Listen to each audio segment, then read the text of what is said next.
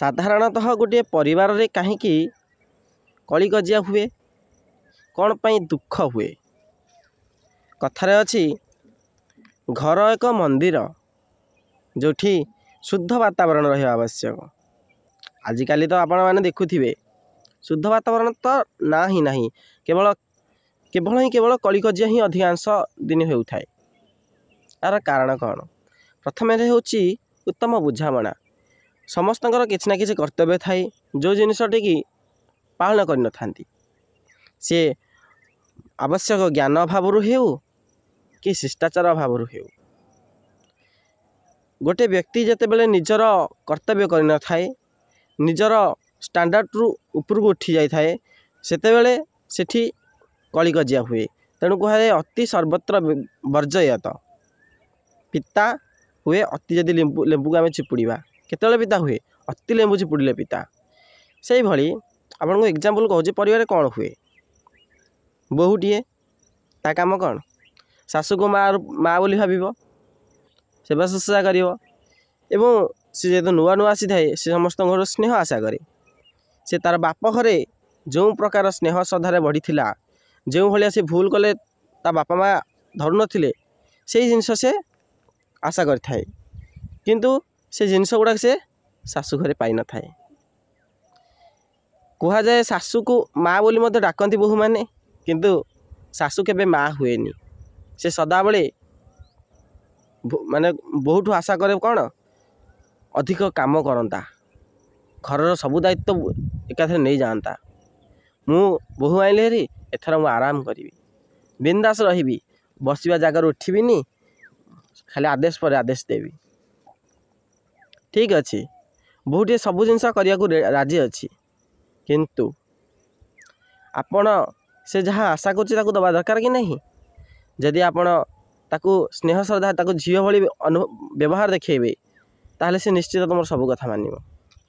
आपण जदि ता बापा भाई गाड़ी करेंगे ताकू खराब कथा कहे तो आम पत्थर को जदि आम हाथ में गोटे विधा पकाचे तथापि आम हाथ को कष्ट हो ना नहीं। सब एक्शन किसी रिएक्शन रुहे। घर मुरबी होचंदे शाशु। शाशु जदि भल व्यवहार देखेबे बहुटे केते दिन बा गोटे सपोज धरनी गोटे दुष्ट बहुटे आसी केते दिन बा से कटु कथा कहब, केते दिन बा आपन को से कष्ट दब। धीरे धीरे से शिखिब, कारण से शिखिबा समय सेटा नुआ करी शाशुघर आसी। से भली एटी खाली शाशुंगर दोष नुहे, ये बोहू मानकर मजा भूल।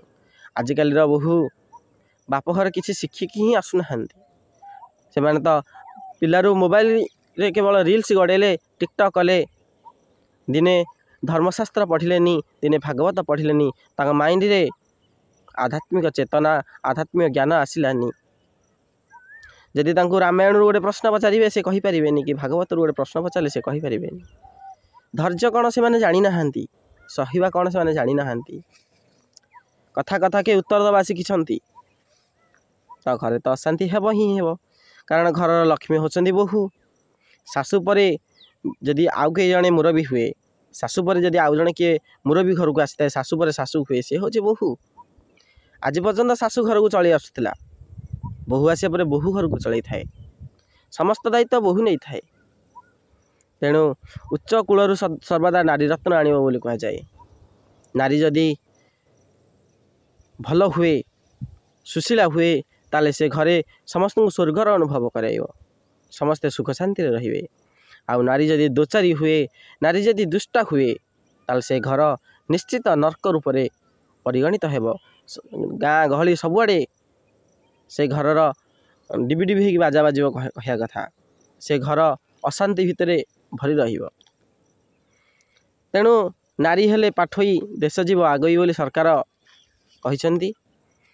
तेणु नारी होची संसार मुख्य। नारी जो रामायण सीता जे कि तांका जो रावण वध होइथिला, नारी हो जो महाभारत गोटे नारी पांचाली जा जो महाभारत रे शह शह योद्धा मरीथिले।